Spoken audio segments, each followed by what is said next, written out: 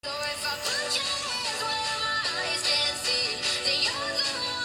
เคพอเวลาแล้วนะ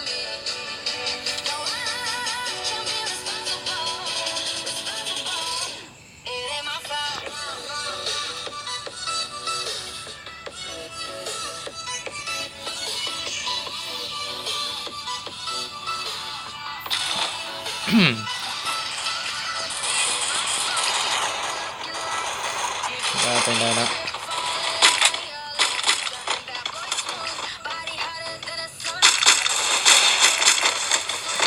บียิงคมตาจีบที่แซมอาศัยก่อน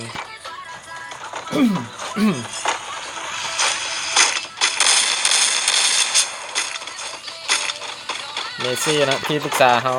เอ็นบีโนวาดีไหมนะเอ็นบีพรอนัทนะคนใหม่เทวันอันนี้กับคนในแคนนะหากับเขา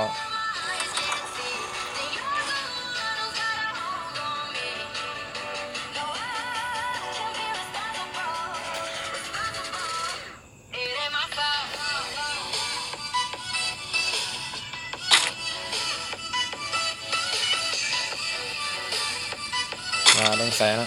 ยิงคม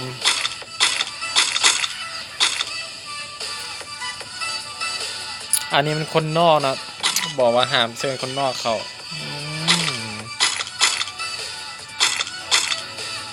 ถึงจะได้ที่หนึ่งกับไม่ได้รางวัลนะเบอร์3นะแค้นจังไฮนะว่าจะได้ยิงคมเขายิงคมลงเขตพอปลูกเนาะทีแซมก็ลงเขตพอปลูกดอกจังได2คนนี้เจอกันหรือบ่ว่าจังไดยิงคมลงฮอดก่อนนะลงใกล้ๆกันเลยทีแซมว่าจังไดทีแซมใส่ลงหอนาฬิกาอันนี้ก็ลงหอนาฬิกาเนาะโอ้ลงหลายคนอยู่เนาะหอนาฬิกานี่พี่แสงก็ลงหอนาฬิกาเนาะว่าจังไดพี่ซันเขาเจอกับไฟนอลพี่ซันเขาเนี่ยเจอไฟนอลพี่ซันเขาเนี่ยว่าจังไดพี่ซันเขาเจอนะไฟนอลว่าจังไดเจอกันหรือบ่พี่แซมกับยิงคมเนาะเอ็นบีก่อนนะเอ็นบีพรที่ปรึกษานะเอ็นพีแถวเอ็นบีพี่แสงเนาะพี่แสงลงมารวมยิงคมเก็บโนวาไปแล้ว1ศพเฟิร์สบัตเนาะได้เฟิร์สบัตเนาะยิงคมได้เฟิร์สบัตไปเนาะ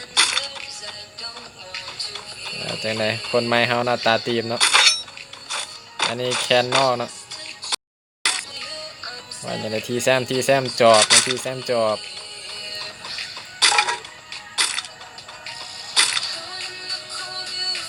ทีซันเฮาลงพีกเนาะว่าจังไดที่ปรึกษาเฮาใส่รัดลงโอ้ลงหมู่บ้านริมน้ำเนาะเอ็นบีออยเฮาลงเอาดูดาวนะจังไดแชมป์ที่แล้วนะเอ็นบีปีใหม่นะเอ็นบีปีใหม่เฮาลงใกล้หอนาฬิกาเนาะใกล้หอนาฬิกาอ๋อเอ็นบีพอลงซูซานเนาะจังไดอานัทเฮาเนาะคนใหม่เอ็นบีเทวันอยู่เนาะอันนี้อยู่ซูซานเนาะจังไดอยู่ใกล้ๆกันเลย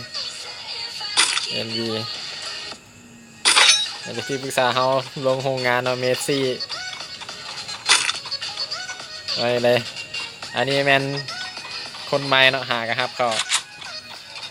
ทีให้เนาะทีให้เพิ่นเปลี่ยนบัญชีเนาะว่าจังไดทีให้เฮาใจเย็นเพิ่นว่าใจเย็นบ่ฟ้าวเปิดว่าจังไดเข้ามาใกล้กว่านี้จังไดแตกหรือบ่แตกเนาะ NB ออยเฮาบ่เห็นเนาะแตกไป1ศพ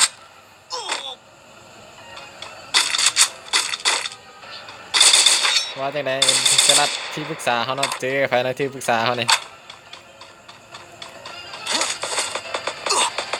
ว่าจังไดที่ปรึกษาเฮาว่าจังไดที่ปรึกษาเฮาเจอไผเนาะ โอ้เจอกับตาตีเนาะที่ปรึกษาโอ้เจอกับตาตีเนาะคนใหม่เฮาว่าจังไดแต่รัดเฮาว่าจังไดสิดันหรือบ่มันว่าได้สกาละเพิ่นมั่นใจเนาะได้สกามาละว่าจังไดตาตีเฮาคือหยุดโล่งๆจังซี่เนาะว่าจังไดสลัดว่าจังไดสลัดฟาร์มของอยู่เนาะบ่กล้าเข้าเนาะว่าจังไดสองคนนี้เบิ่งทรงเบิ่งทางกันอยู่เนาะยิ้มบ่ว่ากันจังไดที่ปรึกษาเฮาก็ดักอย่างเดียวเนาะอาศัยเนาะอาศัยเก็บไปแล้วอาศัยเก็บเป็น1ศพเนาะอาศัยเก็บ NB ก่อนไปได้เนาะว่าแต่ได้ยิงคมเฮาเจอเนาะยิงคมเฮาเจอไผนะยิงคมเฮานี่อ๋อเจอกับคนนอกนะยิงคมนี่เจอกับคนนอกสิเก็บได้หรือบ่ยิงคมเฮาว่าแต่ได้ยิงคมเฮาตัดสินใจซาดหรือบ่เดี๋ยวเบิ่งคนอื่นกันนะทีแซมอยู่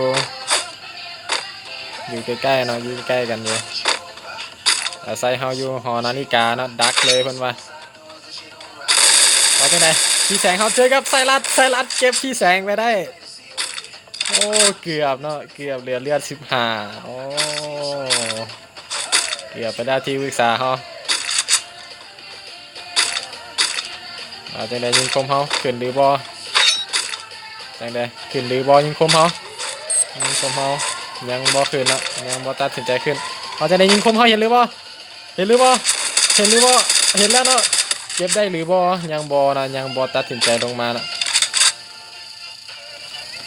จังไดยิงคมเฮาซาดหรือบ่ขึ้นซาดเนาะตัดสินใจขึ้นซาดโดดไปได้นี่เรียบร้อยเก็บคนนอกไปได้เนาะเรียบร้อยยิงคมเฮาเก็บไปได้เนาะคนนอกเอ็กเซนข่าวที่แถวไปเนาะที่ปรึกษาเฮาแตกไปแล้วแมนหรือบ่แมนนะแมนที่ปรึกษาเฮาแตกไปเนาะที่แถวจะได้ยิงคมตาตีเนาะยิงคมเก็บไป2แล้วเนาะว่าจังไดที่ปรึกษาเฮาเป็นมาดักโอ้ได้กอ4หมวก3ว่าจังไดที่ปรึกษาเฮาตาตีเพิ่นว่าถอยไปก่อนเพิ่นว่าบ่มีกอบ่มีหมวกเนาะสู้บ่ได้เพิ่นว่าโอ้บ่แม่นเนาะพี่แถวยังบ่แตกเนาะโอ้ขอโทษผู้ใดแตกวะเดี๋ยวเบิ่งใหม่ก่อนผู้ใดแตกกันเนาะผู้ใดแตกวะเนาะก็เห็นลายซื้อขึ้นเนาะอ๋อพี่สันแตกเนาะเว้นพี่แถวผิดจังไดที5นะที5เพิ่นเอาบัญชีรักเขาแล้วเนาะว่าจังไดพี่เทวันเฮาทีวันเนาะ NB เทวันน่าจะเจอ NB พอเนาะอยู่ใกล้กันเนาะเจอกันหรือบ่2คนเนี่ยไซรัสเก็บตาตีไปได้เนาะเก็บได้เหรียญที่ปรึกษาเฮาเก็บไปแล้ว2คิวเนาะจังได NB ปีใหม่เพิ่นว่าดักบอลเก่าเพิ่นว่าดักบอลเก่าบอลเคยได้แชมป์เนาะที่ปรึกษาเฮาโอ้อยู่โรงไฟฟ้าพากันซุ่มแล้วนะจังหวะนี้ NB เทวัน NB พรนะ NB ปลาไม้นะ NB เมสซี่นะ NB ไซรัส NB X10 นะ NB พรแล้วก็ซันลักเธอนะแล้วก็ NB อาไซนะทีแซมนะยังเหลือ13คนนะว่าจังไดมึงขึ้นพีคแล้วนะอันนี้มึงขึ้นพีคแล้วนะX10 ยังอยู่โพชินกนะไซรัสเฮายังอยู่หมู่บ้านริมน้ำเนาะว่าจังไดเมสซี่เฮาลงมาแล้วว่าจังไดปีใหม่เนาะ NB ปีใหม่ดักใครเนาะ NB ปีใหม่นี่ว่าจังไดใครเปิดไปก่อนจังวะนี่จังไดอันนัดเนาะอันนัดเฮาเนาะน่าจะเห็นเนาะน่าจะเห็น NB เทวันเนาะอยู่ใกล้กันเลย2คนนี่ว่าจังได NB เทวันเฮาอยู่ในวงละต ต่างคนต่างซุ่มเนาะบุพอบุเปิดเนาะแต่นี้พอนั่นก็อยู่ใกล้ๆนี่เนาะอันนี้ซุ่มอยู่เนาะว่าจังได3 คนนี่อยู่ใกล้กันแท้ว่าจังไดดีพอเราต้องได้ดันเข้าวงเนาะเพิ่นว่าถอยมาก่อนเพิ่นว่าเพิ่นเคลียร์กันเนาะนัดกับเทวันเนาะน่าจะบ่ได้บวกกันเนาะไปเบิ่งคนอื่นก่อนซั่นอย่างดีพี่แถวนะที่ปรึกษาเฮาอยู่ขอบวงเนาะอันนี้ก็ขอบวงเนาะอาศัยเฮาจังไดอาศัยเฮาขึ้นพีคหรือบ่ทีแซมอยู่เคดีมาสกิเนาะยิงบูเฮาบิงบูเฮากำลังขึ้นไปเนาะเจอกันหรือบ่ยิงบูกับทีแซมเนาะจังไดยิงบูยิงคมเนาะยิงคมเนาะยิงคมกับทีแซมเนาะว่าจังได2 คนนี้เจอกันหรือบ่เข้ามาในแล้วว่าจังไดทีแซมเห็นก่อนเนาะยิงคมเฮาก็เห็นเนาะยิงคมเนาะน่าจะเห็นเนาะยิงคมน่าจะเห็นเนาะยิงคมน่าจะเห็นทีแซมเนาะจังไดทีแซมเฮาสิได้แซมหรือบ่เมื่อนี้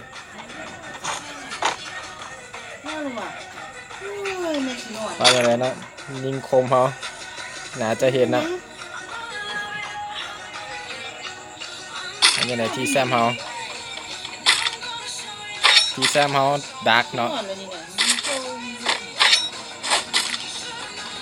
ที่แซมเนาะยิงคมเนาะเห็นหรือบ่ที่แซมเฮา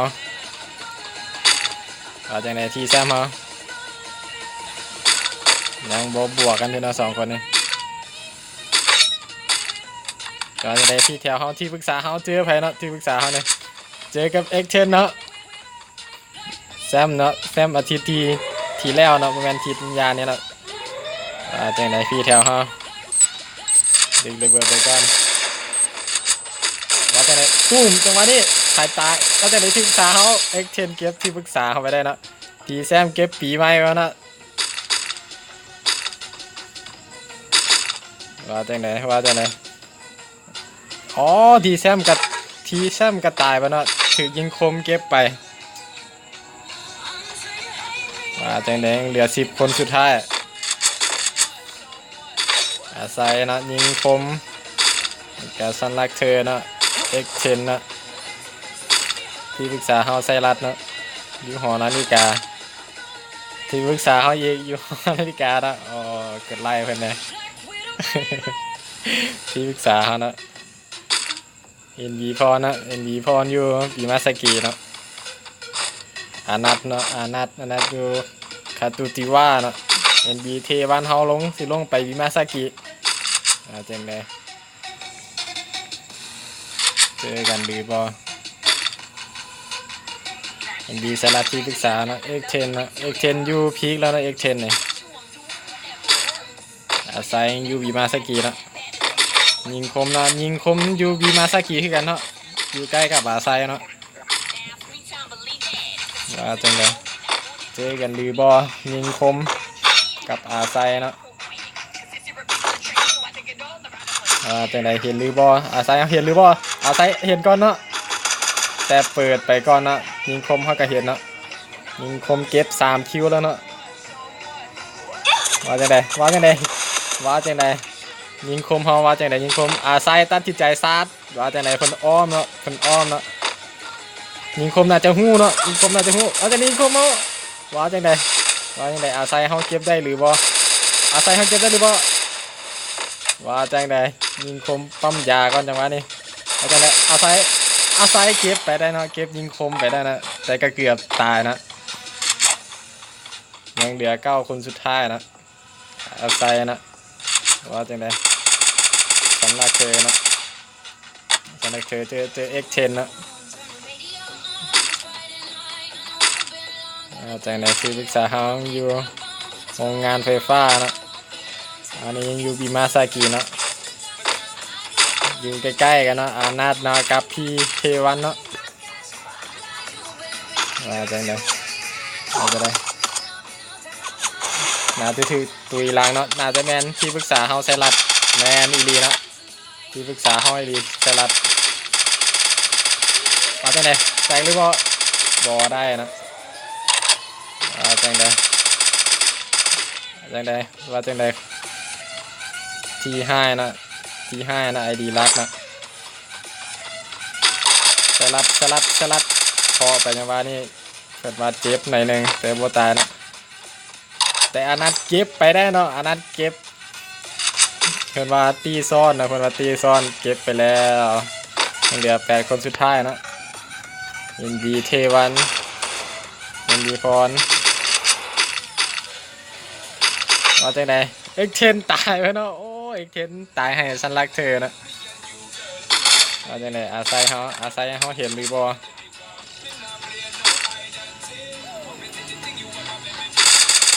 ไผขี่รถนะเมสซี่เนาะเมสซี่ขี่รถเนาะเมสซี่ที่ปรึกษาเฮาว่าจังไดเพิ่นว่าจังไดขึ้นหรือบ่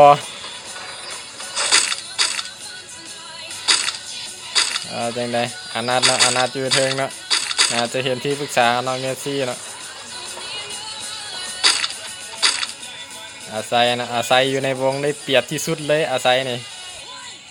ว่าจะได้เทวันเก็บ NV พรไว้เนาะยังเหลือ6คนสุดท้าย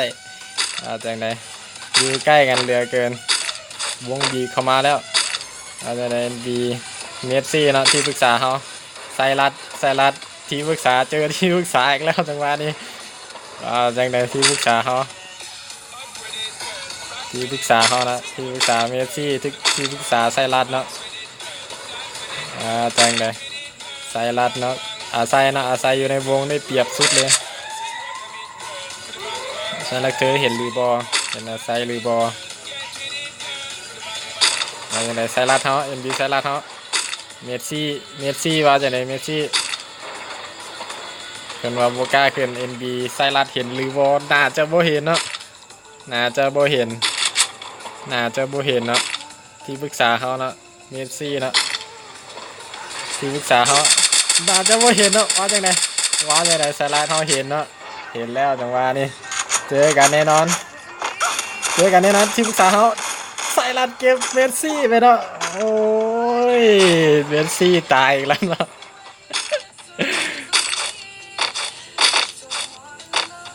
ว่าจังได๋นะเหลือ5คนสุดท้ายว่าจังได๋อาศัยเฮาให้เจอหรือบ่ที่ปรึกษาเฮาไซรัสเนาะอานัทเนาะเทวันเนาะอานัทกับเทวันอยู่ใกล้กันเนาะจังหวะนี้เจอกันแล้ว2คนนี้เทวันซอยเนาะซอยจังหวะจังไดอานัทเฮาแตกหรือบ่เรียบร้อยนะเทวันเก็บไปได้น่าจะเหลือฉันรักเธอเนาะแล้วก็อาศัยเนาะไซรัสเนาะแล้วก็เทวันเนาะว่าจังได๋ NB เทวันเฮาว่าจังได๋ NB ไซรัสอาศัยเนาะฉันรักเธอเนาะว่าจังได๋ NB เทวันแล่ลงมาอาศัยกดไปบ่ถึกเลยเนาะบ่ถึกจักเม็ดเลยที่ปรึกษาเฮาความหวังของหมู่บ้านเนาะความหวังเนาะว่าจังได๋สันลักเธอกดเทวันเนาะ NB เทวันว่าจังได๋ NB บวกอย่างเดียวแตกหรือบ่เรียบร้อยเนาะไซรัสเก็บไปเนาะที่ปรึกษาเฮาลอยเนาะว่าจังได๋เหลือ3คนสุดท้ายเนาะอาศัยเนาะสันลักเธอเนาะจังได๋ที่ปรึกษาเฮาเกือบไปแล้วจังหวะนี้ลงหรือบ่อาศัยลงหรือบ่สันลักเธอนะลอยข้างว่าจังได๋ไซรัสเฮาเห็นหรือบ่ไซรัสเฮาน่าจะบ่เห็นเนาะว่าจังได๋สันลักเธอได้เปรียบเนาะอยู่นอกเนาะน่าจะดักขาง่ายๆเลยว่าจังได๋ NB ไซรัสเฮาว่าจังได๋สันลักเธอว่าจังได๋เรียบร้อยสันลักเธอเก็บไซรัสไว้เนาะว่าจังได๋เรียบร้อยโอ้สันลักเธอเก็บไปได้นะเป็นแชมป์อีก1สมัยเนาะ